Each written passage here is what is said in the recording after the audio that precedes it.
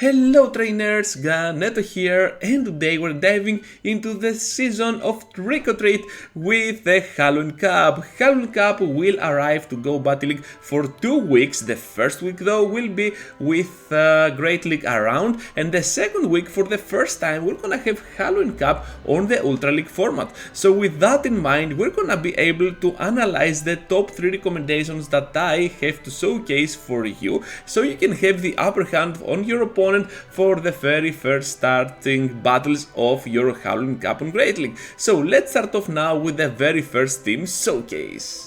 We are starting off with a Runerigus team. This Pokemon is gonna be pretty meta relevant. We did not have it around the other time that we had Halloween Cup, because right now it is gonna have access to Shadow Claw, and of course with Shadow Ball and Phantom it is gonna have a very nice and steady moveset that you can use to surprise your opponent, bait them down, and eventually destroy them if they do not shield at all, especially up on the lead, giving you the upper hand for the whole battle. At the back we got the Shadow Drapion if you have one. Otherwise, the regular one, I think for Halloween Cup you're gonna need the regular one more than the Shadow one. It is gonna be one of the few exceptions that the regular Drapion is gonna be a better version of the Shadow one, and you're gonna use this Pokemon as a safe switch. It has almost no counters at all. I prefer the moveset of Crunch and Sludge Bomb. On Open Great League I prefer it to run the move Aqua Tail because of certain matchups, but here it feels like that Sludge Bomb is gonna be needed even more, especially against those fairy types that are gonna be around the meta. And of course you're gonna need that Sludge Bomb for sure for the core breaker of the team, which is gonna be the Wigglytuff, and this Pokemon can resist the ghost typing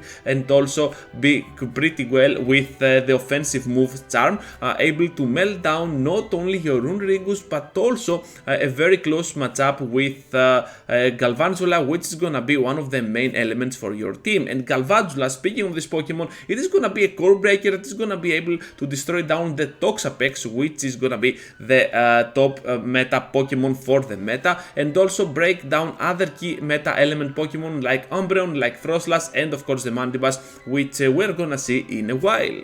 Moving into the next one now with a Toxicroak up on the lead. This Pokemon is gonna apply so much pressure with its counters, and whenever those counters are resisted, the Mud Bombs are not gonna be resisted, so you can use the Mud Bombs to destroy down your opponent, or even a Sludge Bomb to go ahead and threat that Mandibuzz, that Charmer of your opponent, or even an Azumarill that your enemy might have on their roster. Also keep in mind that you want to use something like a Dynamic Punch version of Toxicroak, just in case you encounter a dark type that it is gonna be pretty difficult to take out. And also keep in mind that Frostlass is gonna still lose when shields are up to your Toxicroak, because Toxicroak is gonna take the CMPs and still pressure with the counters. Even resisted, it is gonna do so much damage to the enemy. At the back we have the safe switch of the team, Sableye, able to switch into any matchup and have a win con even against a Charmer with that return of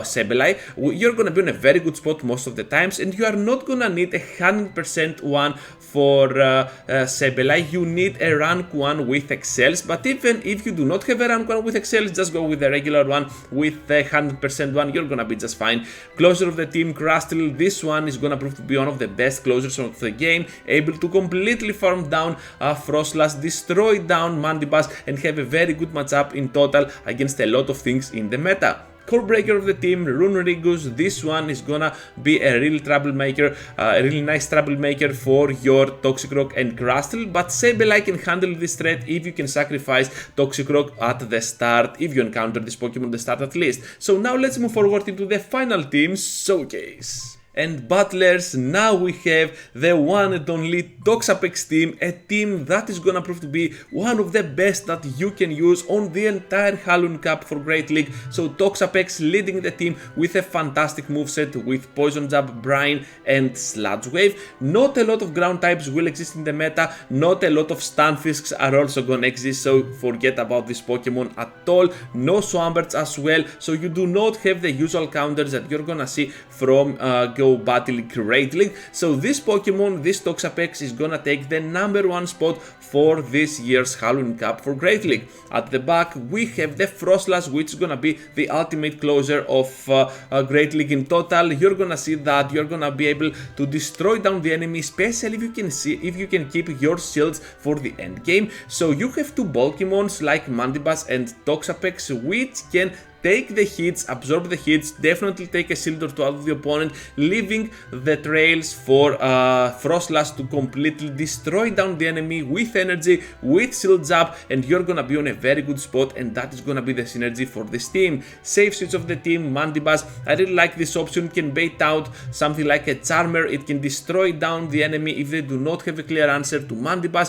You can use it with Earthslash. I like the Snarl version, but Earthslash will give you more coverage against dark types, other dark types, and you can pressure even more with your fast attack. Core breaker of this line, none other than Galvantula. It can go pretty well against Toxapex. It has a very good matchup against Mandibuzz, and against Frostlass it is kinda bait dependent. You have to go for the launch, then for that discharge, but it can still have a win con against this Pokemon. So it's gonna be a core breaker, but not that tough, since you can still go ahead and bring him to no HP, since it's gonna be a soft core breaker in total. And that's all, trainers. Those are gonna be my top 3 team recommendations. There are some other honorable picks like a Hyper Beam, Galarian Weezing that I could not get my hands on using properly, since I was having a lot of soft matchups, but definitely a pick that you can use to close a lot of your matches, especially with Overheat, and Hyper Beam being your main move to throw. It is gonna be super fun, super unexpected, and a lot of trainers will not shield it at all. So that's all for now. Thank you for watching. Just be sure to leave a huge like before you go, subscribe to the channel if you already haven't, and write down in the comment section which is gonna be your main team that you're gonna use for the Halloween Cup for Great League, and perhaps we can help each other. My rest of the videos are gonna be half for Great League, half for Halloween Cup, so I'm having still mixed feelings about Halloween Cup, and we're gonna see together how this will unfold the following days. So that's all for now. Farewell to you, and I hope to see you all into the next one. Take care, trainers. Choo choo choo.